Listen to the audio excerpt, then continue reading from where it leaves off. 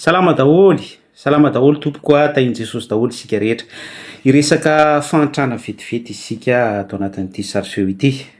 Ny fahantrana dia tena ilaina koa ny fahantrana, ilaina tokoa ny fahantrana satria ny fahantrana no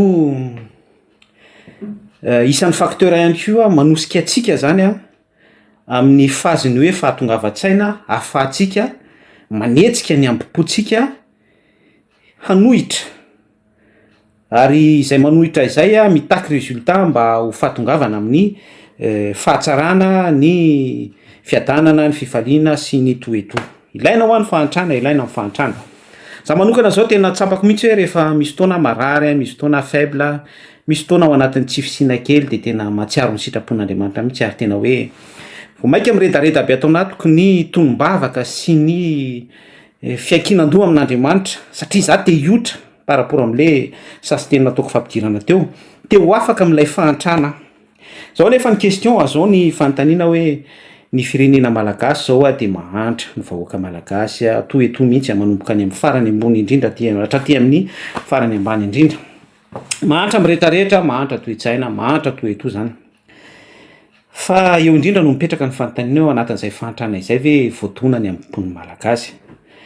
Raha petraka ny fanontaniana zany de hoe mba te hitrotra ve ny malagasy, mba te ho afaka amin'izay fahantrana izay ve ny malagasy? Ny zavatra misy de ohatran'izay ohatran'izay fa ohatran'ny hoe vao mainka variana manao ludo, variana manao course vitsika, manao zavatra ohatr'izany tsy mampandroso zany, tsy misy création, tsy misy innovation, tsy misy fisainana sy fieritreretana mihitsy hoe hiala amin'ilay fahantrana, ohatran'ny matoritsika, ohatran'ny variana be zany daholo tsika. Zay ny zavatra misy maka fafiny amin'ny fampandihizana fitombena na lasa consommateur vao niresantsika teo hoe consommateur ana vidéo MP misy sarany sy ohatran'izany, any daholo lasa izany no mampiraikiraiky antsika sy mampatory antsika. Nefa tsika mahantra.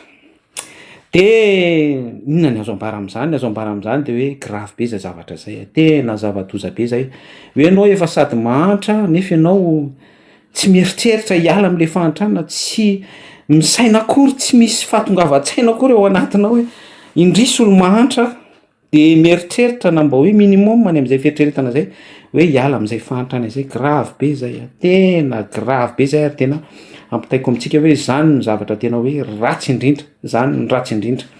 Ianao zany mieritreritra hoe hiditra ho any am-piangonana de jerenao miditra any am-piangonana de mieritreritra anao hoe olona any zany olona mibebaka hoe te hiala amin'ny fahantrana, te mba hiova amin'izay, mba hanarin'ny fahantrana sy ny zavatra tsy araka ny sitrapon'Andriamanitra rehetra. Fa rehefa ataonao statistika de olona tena tsy vonona hiala amin'ny fahantrana daholo fa olona mpiatsara velatsy presque izany daholo ny ankamaroan'ny olona mampidera lamaody rehefa toriteny mivoaka mifoka zigara daholo. Zany hoe tsy vonona hiala amin'le fahantrana zany. Any lay question. De mampanahelo zany. Fa ny afatra ampitaina amintsika de hoe normal ane zany le zava-misy raha ohatra zao lay firenena normal.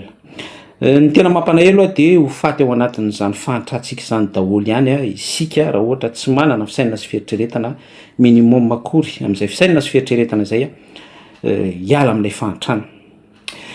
Ny amaranako azy de hoe ahafahanao manana fahatsapatena, ahafahanao manana fahatongavan-tsaina amin'izay hoe hiala amin'ny fahantrana izay de meo an Jesosy ny fiainanao. De tsy misy afa-tsy Jesosy no afaka manala antsika ao anatin'ny fahantrana. Raha ny zanaka no manafaka de ho afaka tokoa ianareo. Zay no irareko soa antsika rehetra de samita in'Andriamanitra daholo. Mino fa tsy petaka ny tsy makasitraka an'izany mesazy zany fa ampitaitsika foana. Tainy tompo.